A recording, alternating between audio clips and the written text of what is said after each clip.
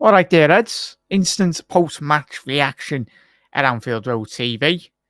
And Kev, everyone Yes. tuning in, make sure you are smashing a like, smashing the subscribe button as well. Head over to Spider LFC as well. We did do the first of many, hopefully live stream watch-alongs on the channel, messing about with a couple of things tonight, and it all went good by the looks of it. It All right, did. Kev, a First big 5 minutes were a disaster, but that was about it. yeah, but it is what it is.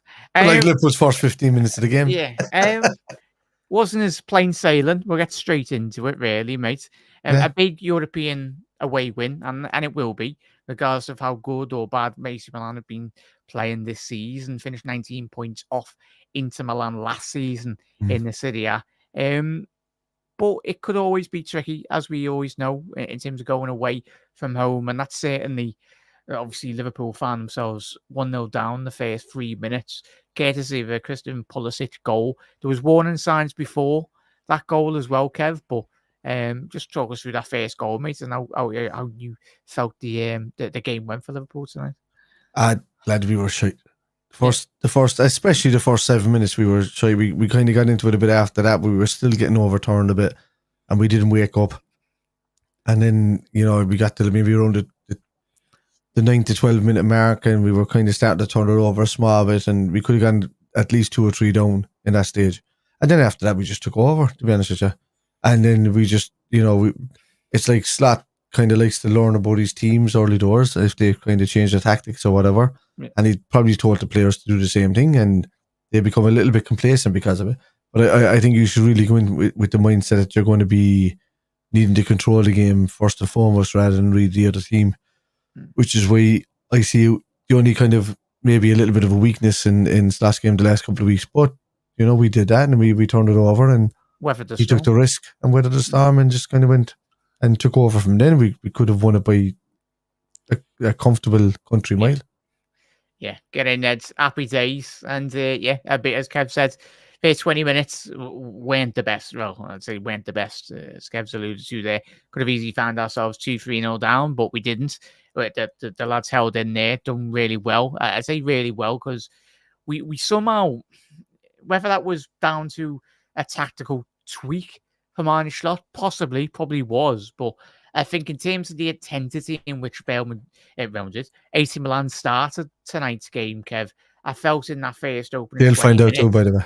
Yeah, it was basically impossible for them to continue that momentum in that first half. I think they started so well. There was always going to be a downturn in terms of Liverpool growing into the game as we progressed past the 20th minute mark. We grappled, we regained control in that game, and it really did show. And past obviously the 20-minute mark, Liverpool getting our equaliser on the 23rd minute. Me and Kev, when we were doing the stream, we had some connection interference, to say the least. We missed the first goal, but we watched it on the replay.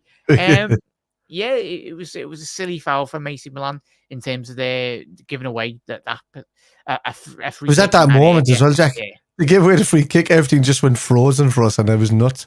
And I don't know what's going on tonight, but it was great turnover by us. And even though we scored a goal, we were kind of on the up and up. We had a couple of chances before that.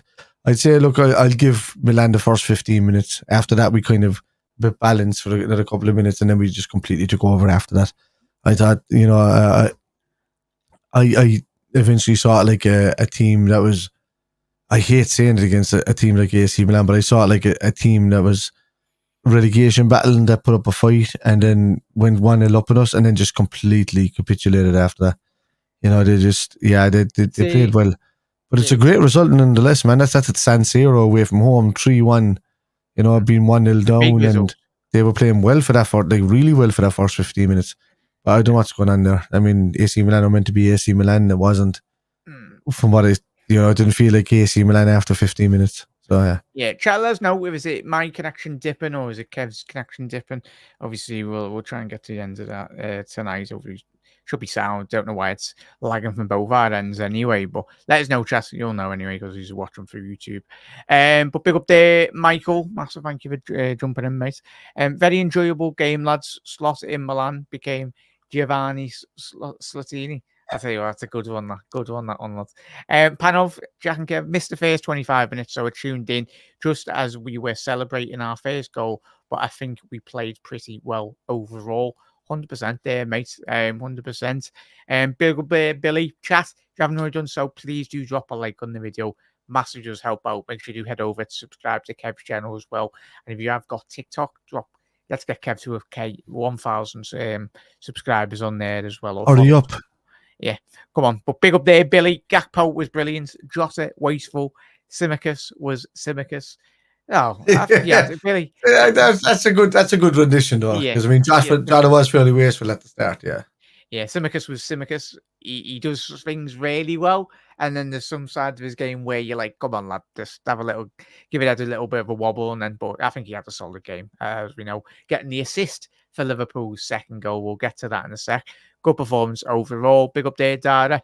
Evening, gents. Evening, mate. Nunes is so lackluster. Can you explain to me, Jack? 1 second there. Like, go back to Dara's comment there. Good.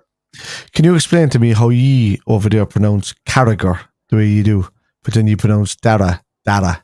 I don't know. Just explain to me, because for me it's Carragher, right? But for you lads over there it's Carragher. So why don't you call him Dara?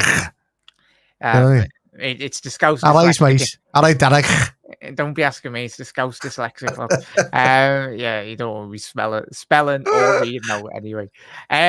Nunes is so lackluster. The thing is, though, Niall, that game was absolutely madness. The last 20 minutes for AC Milan, because there was a load of high boots going all over the gaff for AC. I think Nunes nearly took a massive whack to the face. But yeah, the thing is, though, mate, there will be games now, as we know. As we said on the watch along, there will be games, Kev, where Gakpo will be needed. Gakpo come in tonight. He was needed, put in an absolute solid performance. Nunes might be next week or might be the week after. But the main thing is when Nunes comes in, we need him to be in tip-top form, like Gakpo was tonight. I like I like Nunes' fight. I like his bite at the. He was winning balls at the end when the ball was about to go to play. He was doing things that you want him to do. Last week when they came on together, they were just all over each other, falling over each other's feet and stuff like that. But this time they were spread apart. I think, Slot was kind of saying, I'm keeping Nunes away from Gakpo this time. Because the two boys were just falling all over each other's feet. So, it was, look, there's a really good forward in Nunes. We know this. Yeah. Whether he does that at Liverpool, I don't know. Whether he suits what we do, whether we have the patience for him, I don't know. But I think after these next couple of wins, if we get an injury to Jota, right, he needs to step up. He will. I think he will. If he doesn't step up, we're going to be in the market really, really fast, like really fast, and we're not going to be complacent. We're going to, we're going to rely on Diaz, obviously, and Salah, and maybe Chiesa and somebody else to kind of come in and do it. But we're going to be in the market pretty, pretty fast. So yeah. Yeah, as Panel saying from the Scouse lingo, we had the hard G's, Carragher. But when you put a G and a H together, it's a Come on, you're Scouse. You come from the Irish. You should be. You've already got the lockdown. It's got to be there. It's all about football, not language. I know, and terminology. Still. Shut up, Kevin. No, you're the seeds of our spawn, lads. Come on. Behave, lads. We should be talking about a dominating Liverpool performance. We haven't come for the Irish spelling bee, lad. Calm me. But you've come from the Irish, though. Nah, it doesn't matter. If but and maybe we've come from Scousers that come from around the world. The Norwegians. You should all be wearing green jerseys. We do when it's international. Check the Tories. Right. In terms of Gakpo tonight, well, we'll go to the second goal as well. Virgil van Dijk come from a Virgil van Dijk header. Ibu, Kev, it's Ibu's a great header. Ibu, Virgil van Dijk's goal, Costas and it's all about delivery though, mate. I know, but some of that defending from AC Milan, that second goal was disgrace. It was absolutely appalling. Yeah, but look, I think it was down to Maignan. What's he called? Maignan? Steve. Maignan. Yeah. Sorry, no, you're Scouse. Maganunnun is Maganunnun is in a bit, lads. Less of this, lads. Put it in time, lads. No, but he was injured, man. And I think the defense was dependent on him actually kind of stepping out and catching the ball. as it came in because they kind of stepped. The Milan defenders like to step out past whoever's like attacking on the edge of the 6-yard box to protect where they think the ball is going to go, and then they just left Virgil van Dijk like wide open, and Milan couldn't even like jump or leap or do whatever. He was like, lads, I need help here, you know. So yeah, as Panos said there, Kev's not your fault that you don't. They don't. I talk properly. You came from us. Why are you talking to your scouts? Come on, lads. Nice one, Panos. Oh, good. He's trying to give it out. No, but it's true though. But scouts. Scottish Irish. But Virgil van Dijk leapt like a salmon in a freshwater spring. I thought you were going to say something else there. I beg your pardon. Virgil van Dijk, what a head. Unbelievable. Anyway, yeah. He leapt all of half a foot off the floor and just kind of just nodded in. Yeah, look, my name wasn't there. He didn't get there because he was injured. He was injured, and they left. They kept playing the same way without realizing. Oh yeah, the guy that actually helps us on the two main defenders that catches the ball is injured and he's not going to come out. And then they left it. Champions League football, though, like, we'll say this now, like, you'd expect, like, we joke about Spurs in the Premier League, but it was atrocious defending. But the thing is, the lads in the box, Ibu with his goal, Virgil van Dijk with his one, but obviously Costas deserves quite a lot of the plaudits as well. He's still got to get that. How many times have we watched Liverpool over the last couple of years? Just don't give him a shot at the edge of the box. Yeah, well, he thought he was John Annalisa tonight by the looks of it. I literally said it to you, Jack, early in the stream when you took a strike, and it was like, he kept the ball down. It was almost a fantastic goal. You thought it hit the bar. And then after that, everything that he hit was just gone rose ed. And I was like, stop shooting, Costas, please. Just lay the ball off and just get out of it, please. Yeah, 100% miss. Obviously, Dominic Szoboszlai for the third one, chat. Very good counter-attacking goal. Obviously, Milan made quite a lot of changes. You're underappreciating that there, Jack. With that Gravenberch's interception and his ability to read that ball was phenomenal. He got it, and then he took out the entire Milan midfield and attack with one pass, and then we were like Gakpo was gone and Szoboszlai was in the inside. No, I understand. You're in the news brain with the what you call it at the moment. You're like just like it's like this, but the actual I can't tell you the excitement that interception and pass alone gave me. Well, we were doing a watch along together. We were doing a watch along, and you've seen yourself. We were like that was like the highlight showcase on one of these guys that like the fan channels, the flat clips channels. They put it right in there and just said like look, these guys get it when it comes to what happened in that Gravenberch goal. I'm going to call it the Gravenberch goal because that's he's the one that started it. He's the one that intercepted it all, created the pass, and Gakpo and Szoboszlai did what they did. So yeah, not too bad. As I said there, Gravenberch. We've run through the goals, very good goals in terms of Liverpool's overall control within the game was absolutely exceptional. I think as we surpassed obviously the 20th minute mark, Liverpool just dominated for literally three quarters of the game, really, the large spells of the game. Milan, trying to think the Milan chances didn't really have a lot, really. Looking at the data points as well in that second half. Only the last 5-10 minutes, Milan had to throw the kitchen sink at it. Obviously, Liverpool controlled the game. Alisson gave us kittens, really, for a little moment there at the back end of the game. As Kev said in the watch-along, he was just very bored. It was very bored. He's so he had very bored. In terms of individual performances, though, Kev, I think obviously the two men that everyone knows that we're going to be speaking about, but Ryan Gravenberch didn't have a bad game against Forest. He was probably only one of the only players that really had a good, solid game against Forest, mate. But yet again, highlighting and showcasing his footballing quality, not just in terms of his attacking display tonight, mate, as we've just spoke about with the third goal, in terms of just stepping into that midfield and really anticipating the play for Milan tonight. It wasn't just, he was putting foots in. I'll quickly get his interceptions up in terms of his ball recoveries, mate. But Ryan Gravenberch, Kev, Ryan Gravenberch is you can't be considering him now as only being an attacking midfielder because his ability to read the game, read interceptions, read passes. His passing ability, the way he cuts out some tonight was 90%. That's nuts. Yeah, that's nuts.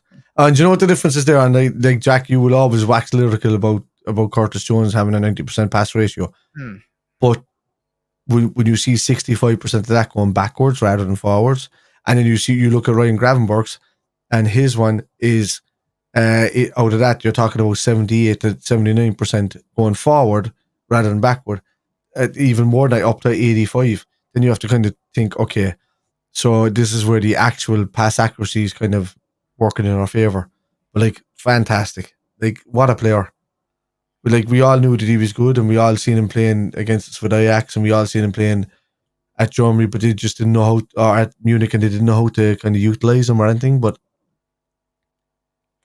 I can't get over how good he is. Like, he's surprised me more so than anybody that I think I've seen in the Liverpool shirt in years. Like, because he came in, he was doing things, and he looks like we know he's got a player. His ball retention is really good. We could see that, and he was able to hold on to it, but he wasn't really doing much with it. And now he's under slot. He's just got like a complete freedom, but he's still doing his job instead of just being lazy and kind of taking that in the chin and kind of going, yeah, I'll just like get involved when I can. He's involved in everything, like everything. Brilliant. Not too bad, lad. Not too bad. I was just looking at the data points there, Chaff, and then we'll watch on the repeats as well. In terms of Ryan Gravenberch, in terms of ground rules, 3 out of 9 anyway. But in terms of interceptions for Ryan Gravenberch tonight, he made 6 interceptions, 2 Alexis McAllister's 0. But in terms of ball retention, in terms of pass accuracy for McAllister, he was at an 86%. Obviously, made 42 out of his 49 passes. Did McAllister. Key passes for McAllister tonight, 3 to Gravenberch. He had big key passes as well, 4. Yeah, bloody hell. Key passes. Oh, yeah, none for Gravenberch, but even still, it's really interesting to see some of the data points, chat anyway. Yeah, I'll pull that off. I don't understand. I don't know how that key passes wasn't like I understand key passes are the ones that like lead to the goals, but like that was the main one. Yeah, the over score thing as well, because like, they gave Dominic Szoboszlai a 7.6 last week. Yeah, and he was dog. He was dog. But in terms of obviously good in position, but it was just in terms of just over analytical, really. Yeah, in terms of the heat maps for both players, just goes to show McAllister all over the place in a good way. Same with Ryan Gravenberch as well, everywhere. Looking even in those defensive actions as well. He's coming back defending, and there was a couple of the back end of that game as well, though, Kev, in regards to, as we remember, crucial interceptions in and around the penalty area. He got in there, stopped it where it was looking really promising for him as well. So unbelievable player. I can't get over the gem that we now have in Ryan Gravenberch. Like, I know it's early doors. It's only like the end of September, coming up to halfway through September, really. But he's just been unbelievable since like pre-season. And we were looking at him kind of going, he's intercepting a lot. He's tackling a lot. He's passing. He's like engaging the play a lot. And he's doing a lot of things. I'm kind of going, Fabinho didn't even do that. Fabinho was a great tackler and he would lay it off to the person next to him, whatever. But he never got involved as Ryan Gravenberch. And if we can get him and McAllister and at least Szoboszlai to stay really consistent, this is where I think our weak point is in Szoboszlai on the right hand side, because he can get into position places really, really well. But I want to see that final pass product from him. He should be creating a lot more pass. We know that McAllister can do a dink over the top. We know that Gravenberch can do a dink over the top from a deep line position. We need Szoboszlai to start acting on his position. If he's going to be given more of a free role compared to the other two and kind of going forward, and then he should at least strike from goal outside the box. He should at least lay a Salah in a couple of times, and I haven't seen that in the last few weeks, and I'm hoping he does, because I know he's capable of doing it. But outside that, Gravenberch, phenomenal. Phenomenal. As Zane said there, performance Clarence Seedorf would be proud of. Wasn't too bad of a midfielder, was he? But obviously, Ryan Gravenberch, only 22 years old still. He's got so much football ahead of him, and it's, as Kev's alluded to there, there's so many positive aspects.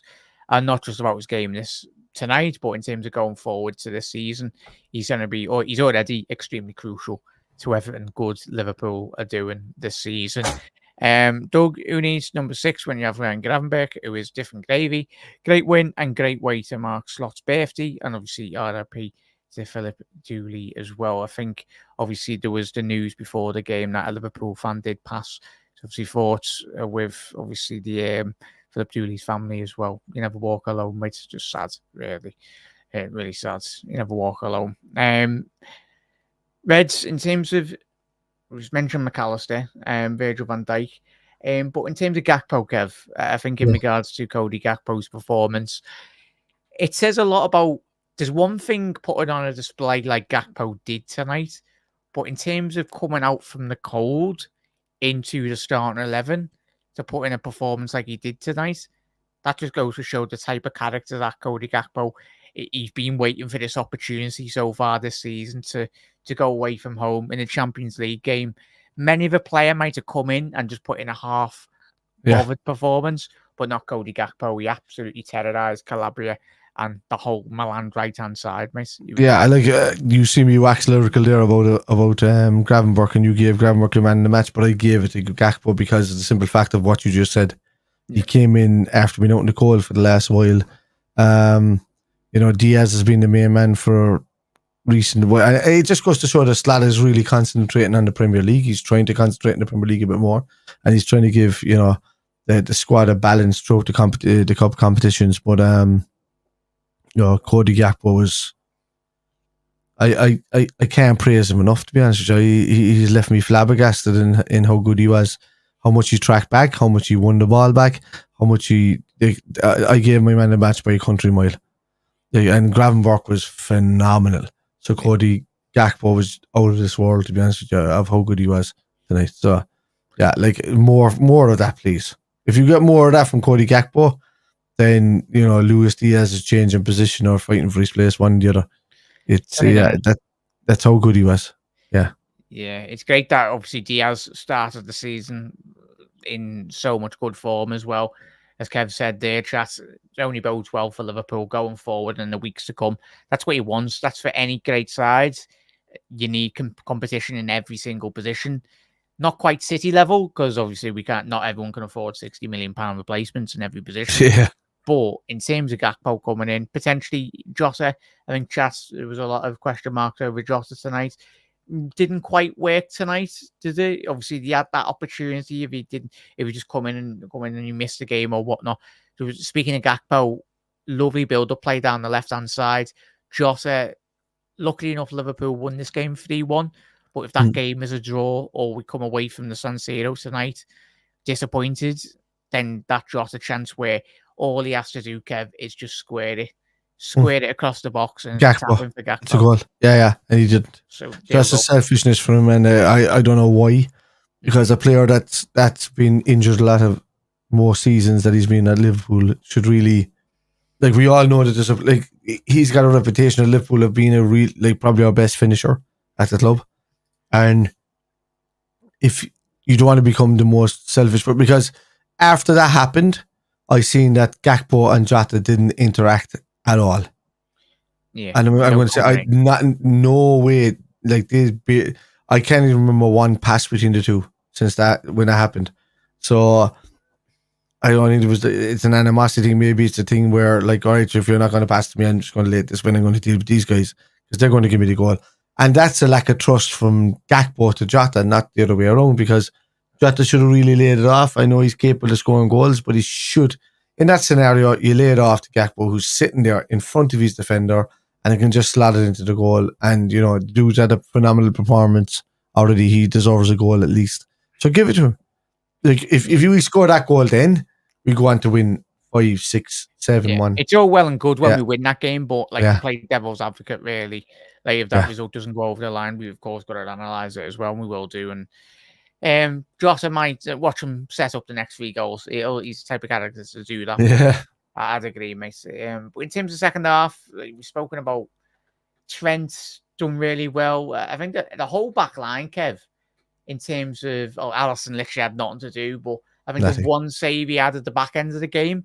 I think, apologies, I haven't watched it on the replay, but I think he might have got a touch onto the post on the last kick of the game. I think remember that was Yeah, you Milan were saying players. something about that, and I was like, is that an Alisson save? I didn't even know, but how the hell did that happen?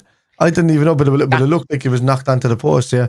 Yeah, that stemmed from Dominic Szoboszlai doing a back heel on the halfway line, but And that's certainly the not what good you and want the to be bad doing. side of, the good and the bad side of Damo. Like there's a really good player in there, Jack. He's probably Hungary's best player, and he needs to kind of come into the Liverpool way. No, not even stepping up. Just come into the Liverpool way and just get off his high horse, because he came in here like the big I am. The big I am, but like Steven Gerrard before 10 years at Liverpool. You can't have that kind of attitude straight away. So that needs to go like fast, because that doesn't suit the Liverpool way at all. Every player needs to warrant their place in the team. Doesn't matter if you're solid. They need to humble themselves as hell. Is what they need to do. So just don't be doing that, because it happened at United where he was trying to be cocky and whatever. It could have been 4-1 up on top of the league, and now we're sitting here at third. There's a difference in the choices you make, lads, as a representative of Liverpool Football Club. So if you have a chance to score the goal, score the goal. If you don't, or even lay it off to somebody else. Yeah, exactly. Lay it off to somebody who can. So it's that simple. Like. Yeah. In terms of overall team collective, speaking about the defence as well, I think we need to. In terms of obviously Virgil and Ibu getting big goals, which they were, but I think going away from home, from a defensive point of view, I think our lads, the back line was absolutely exceptional. Obviously, Robbo coming out of the lineup was interesting, but I think it wasn't just Robbo that had a difficult game against Forest. He needed a rest. Players. He needed a rest, but I think Costas, he gives Slot a good headache to have. Similar that we've mentioned with Gakpo and Diaz down that left-hand side. I think Tsimikas, if he puts in another performance like he did tonight, I think he will cause Arne Slot a couple of headaches, and a good headache really to have. Yeah, he could do. Like he still left us wide open, Jack, for that first goal. Oh yeah. Like we were all screaming about how bad Tsimikas was in his positional sense, for him to get in for that first goal, and the first 15 minutes he was non-existent. But he started becoming a left back after that, which is great. Yeah. Not what we need, because if that was Real Madrid or somebody else like that, they could have been 3-0 up at that stage. So you can't. Yeah. We can't leave that happen again. So like, as much as I like Costas' attitude and he's love for the club and all of that, I still want the highest quality possible to be in there challenging Robbo for that position, and I haven't seen it yet in Tsimikas. I really haven't. I've seen more in Gomez as a challenge to Robbo than I have seen Tsimikas. That's the only way I can say it. Yeah, that is your connection there, Kev Dippin. I'm watching on the stream on the playback. Is it? Yeah. So. It could be. Let me plug it up for a second, and I can still talk anyway. Oh, good. I think we'll round off here. Not really much to say, really. A very solid performance. Obviously, gone for half an hour, and only so much you can tell, really. But Reds, if you are watching on the repeat, do let us know your thoughts in the comment section below as well. Thoughts on the game. Big performance from Liverpool, and we needed a big performance off the back of Forest as well. But Kev, we see. Yo. Please do shout out where everyone can find it as well, please. Yeah, they'll find me on. Where's your camera? Have you unplugged it? It's not unplugged. It's just, I think it's. Oh, there it is. There you go. We're back. We're back.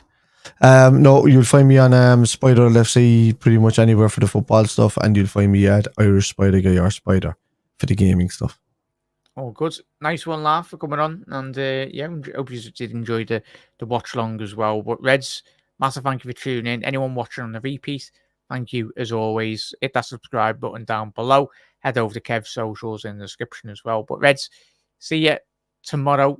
A lot more shorts along the way as well. But you never walk alone, Reds. And Arne Slot's European adventure has got underway, and it wasn't too bad of a one. And a big shout out to everyone that did super chat as well tonight.